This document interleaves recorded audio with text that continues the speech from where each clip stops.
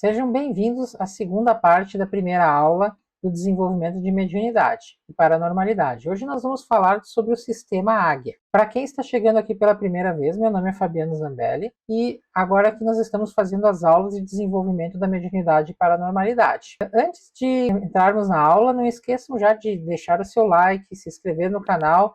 E todas as dúvidas que tiverem, façam as perguntas aqui. E caso eu não consiga responder, e se forem muitas perguntas, eu posso até gravar um vídeo sobre elas. Mas na medida do possível, com o tempo eu vou tentar responder todo mundo. Bom, vamos então, e sem muita enrolação, direto para a parte teórica do que nós temos que ver hoje. Vou dividir a tela aqui com vocês. Deixa eu mudar minha câmera aqui para não atrapalhar. Isso aí mesmo. Então hoje nós vamos falar sobre o sistema Águia. O sistema Águia, ele é um método de desenvolvimento que tem sua origem nos países orientais. Segundo eles, o desenvolvimento dos centros energéticos se dá de baixo para cima. Eles fazem lá o desenvolvimento do básico para o coronário. Então esse método ele se baseia na afirmação de que o universo é constituído de zonas de tensões energéticas diferenciadas e que, consequentemente, a Terra, como todo o sistema solar, sofre a influência dos corpos estelares e planetários. Então, esse método é utilizado para a gente, uma vez nas nossas aulas e cursos, uma vez que permite que, partindo do que já conhecemos,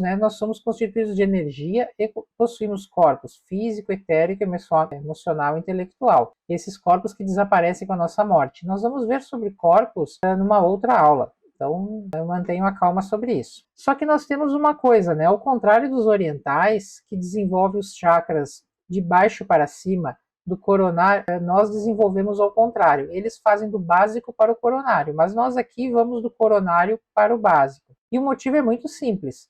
Nós aqui no Ocidente, nós não temos a disciplina que tem os orientais. Então nós já somos meio largados, basta ver como é nossa sociedade em si. Então começar movimentando pelo chakra básico, que são energias muito mais fortes, vamos mexer já com energias sexuais, etc. Sem antes trabalharmos os pensamentos, os chakras superiores, fica muito complicado, o pessoal se perde aqui no Ocidente. Então, quando essa técnica veio para o Ocidente, ela foi invertida. Aqui no Ocidente nós trabalhamos dos chakras superiores para os inferiores. Então fica bem simples isso. Como nós vamos no chakra básico lidar com regiões mais densas, tanto energeticamente como entidades e tudo mais, nós invertemos a situação. Bom, em cada período do zodíaco nós vamos encontrar a presença de seres, de entidades que se manifestam naturalmente, correspondendo especificamente a cada centro energético, que são os nossos chakras. Então essa presença natural dessas entidades, elas vão nos auxiliar a ativar e equilibrar a capacidade mediúnica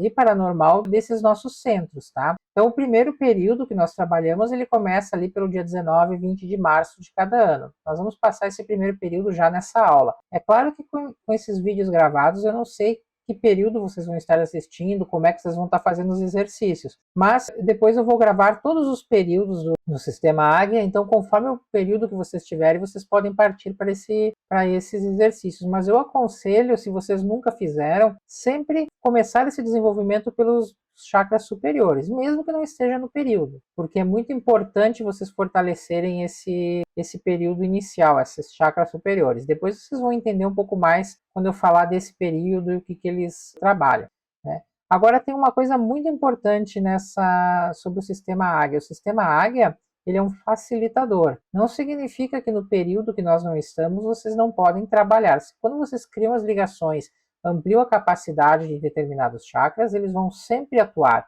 vocês vão sempre se comunicar. O que acontece é que durante o treinamento e nesses períodos isso é mais vibrante e atuante. A gente pode ver, agora eu estou gravando essa aula agora no início de janeiro, certo? Vocês podem ver esse período quando começa ali final de novembro, dezembro, para até janeiro, fevereiro, o que acontece aqui com as pessoas? Nós temos o carnaval, festas, muitas besteiras, muitas coisas acontecem nesse período. É muito comum pessoas saírem, irem para festas e fazerem coisas que eles não fariam durante o ano. Ah, mas é porque eu estou na praia. Não, é porque durante o ano nós temos um contato natural, que mesmo sem estarmos treinados, vem aquela vozinha e nos diz, é melhor não fazer isso, que isso vai acabar mal. E nesse período nós perdemos naturalmente essa ligação, ela fica mais fraca e aumenta ligações com centros mais, não que sejam inferiores na qualidade, mas que lidam mais com a parte de emoções, essa parte forte, sexualidade e outros aspectos que fazem, às vezes, a gente, se nós estivermos bem alinhados e bem coordenados, fazer coisas que nós não faríamos. Então é muito importante começar esse desenvolvimento sempre dos chakras superiores. Então, quando nós nos concentramos as energias sobre os centros, essas mesmas vão aumentar o nosso campo energético, captando energia, transformando em estímulo de equilíbrio no corpo físico, energético, emocional e intelectual. Nós podemos fazer isso sem estarmos meditando ou fazendo intencionalmente. Então, nesse período, é muito comum nós termos essa vibração, mas não de forma benéfica, que é aquilo que eu falei, a gente chega num lugar e tem essa coisa sexual, a gente sente isso, a gente vibra, mas sem uma coordenação, sem um controle, a gente acaba fazendo bobagem. Mesmo com os centros superiores, tá? Por isso que o desenvolvimento tem uma série de técnicas para a gente cuidar muito disso. Então, a condição sexual é um dos principais fatores determinantes da condição intelectual. Quando nós movimentamos muito essa energia do básico, nós mexemos muito com a condição sexual e a emocional fica forte, ela interfere muito na nossa condição intelectual. Então, uma coisa é ligada na outra. Então, se nós temos muito forte uma coisa, nós acabamos perdendo um pouco a outra. Então, esse é um cuidado que nós vamos ter. Claro que durante os exercícios e as aulas vai ficar mais fácil de entender. Uma última observação antes de entrarmos no período de Áries, que seria essa primeira parte de março ali, é que as drogas como álcool e cocaína, elas atuam diretamente sobre os centros coronário e frontal. E todas as outras drogas, tá? Antigamente se falava mais essas, mas toda e qualquer droga, ela atua diretamente nesses centros energéticos que nós temos. Então, ela influencia sim a nossa conexão com o astral superior, com as nossas entidades, com essa parte aí. Bom, mas então vamos partir para o primeiro período, tá? Que é o período de Áries. Esse período ele tem início no dia 19 ou 20 de março de cada ano. Na verdade, ele começou aqui tudo de novo. Então, o período de Áries começa entre 19, 20, 21, 22, 23. Essas datas elas variam um pouco conforme a questão dos astros ali. Então, existem algumas divergências entre alguns lugares e outros. Mas vamos pegar esse período. Esses exercícios já podem começar a fazer um pouco antes, no início de março, já começam a fazer esse período. Então, ela atua sobre os centros coronário, que é a glândula pineal, que é a sede da consciência e centro da união divina. Então, é a comunicação com o astral superior, mestres, guias e família espiritual. E ela também atua no centro frontal, tá? No chakra frontal, que é a glândula pituitária e hipófise. É a função de coordenar todas as demais glândulas dos nossos centros do pescoço, tórax, abdômen e pelvis. Então, são regiões bem importantes que nós temos que ter uma atenção muito grande, certo? O elemento desse período principal é o fogo. Isso para quem gosta de conhecer as entidades, porque na verdade não vai fazer muita diferença, tá? Quem está desenvolvendo, se não conhece, não tem problema nenhum. Nós vamos ver os efeitos e depois, com o tempo, vocês podem conhecer o que manifesta. Mas as entidades predominantes no chakra coronário seriam o Arcanjo Gabriel ou Oxalá, no caso, para quem é mais ligado com Umbanda, etc. E no chakra frontal, seria o Arcanjo Rafael, Iemanjá e Oxum. Nós temos alguns mantras para fazer nesse período, tá? A do chakra coronário, eu vou explicar os mantras depois. É a Um e a Om. Durante 10 minutos a gente pode fazer esse exercício. Eu vou passar esse exercício depois direitinho. E para o chakra frontal, I, In e a Win. Claro, vocês não vão falar como eu falei aqui na aula, certo? É relaxar, ter todo um relaxamento e fazer a e no outro caso é I, e vocês podem fazer com um ou com qualquer uma delas. Não significa que vocês têm que fazer a OM, ou I, In, a Win. Não, vocês escolhem um que vocês gostam mais de falar, que se sentem melhor e façam. E vão observando as vibrações que vai causar, se concentrando sempre no chakra determinado.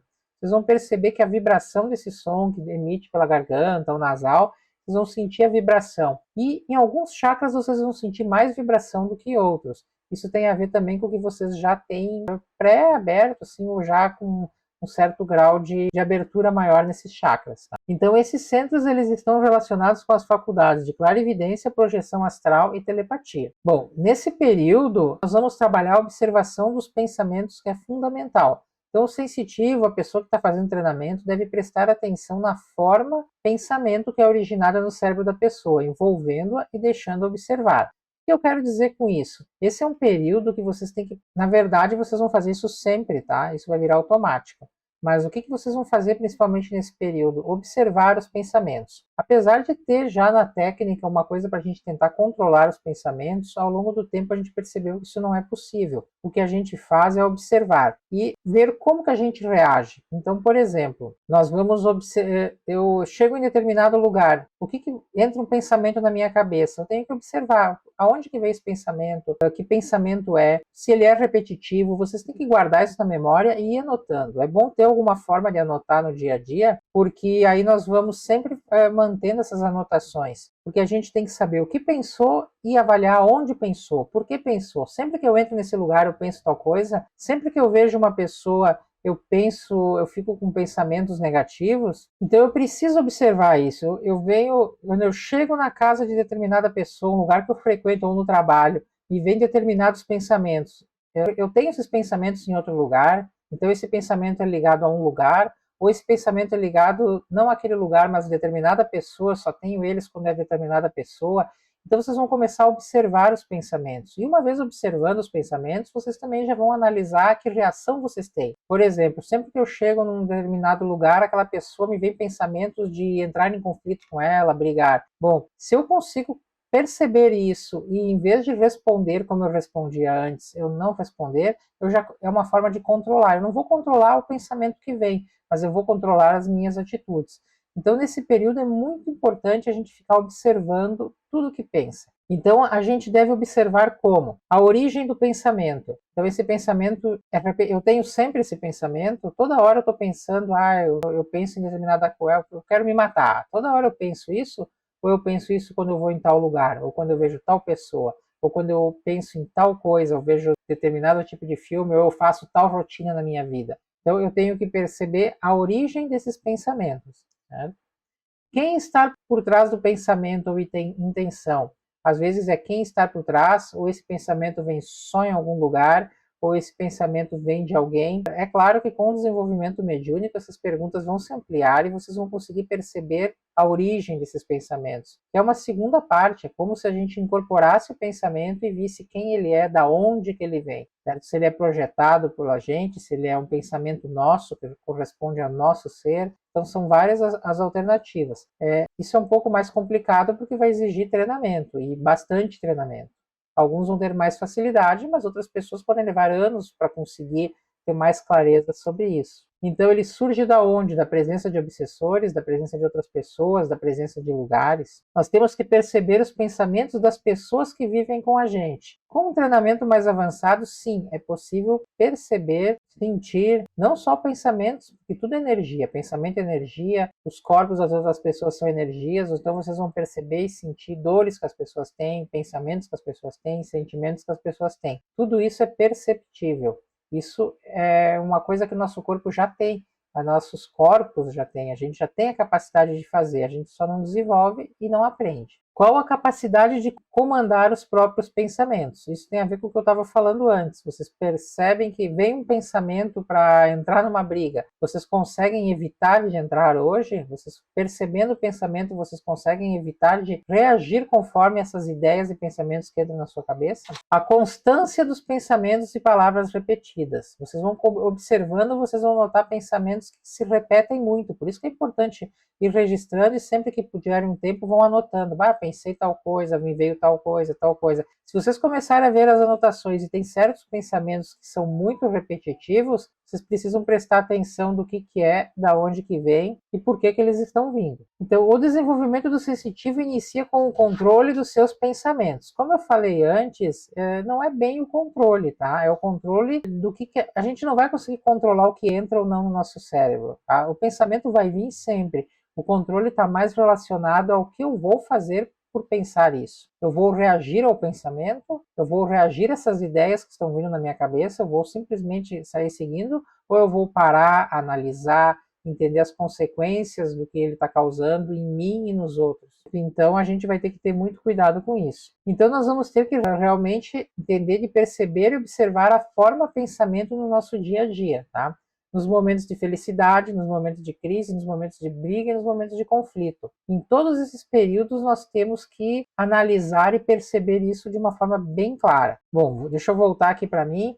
Então, esse seria o sistema águia, tá? Na verdade, o sistema águia, ele é uma técnica, mas é um sistema que a gente utiliza esses momentos facilitadores para fazer exercícios e ampliar a nossa capacidade mediúnica, paranormal, e sentir e perceber além do que seria a nossa capacidade, aproveitando essa presença energética e essa presença de seres, de tudo que está ali facilitando o nosso desenvolvimento. Então, é uma maneira que a gente usa para facilitar também. Nós vamos ter muitos outros exercícios que vai movimentar e mexer com muitos outros chakras, mesmo em outros períodos. Então não se preocupem com isso. Bom, eu acho que por essa parte da aula é só, tá? Nós vamos partir agora para as aulas. Eu vou ver se vai dar para fazer tudo em uma ou duas aulas a parte de exercícios. Eu não quero fazer vídeos muito longos, porque afinal de contas as aulas antes tinham 1h30 de teoria, um intervalinho e mais 1h30 de 1h, 1h30 de exercícios.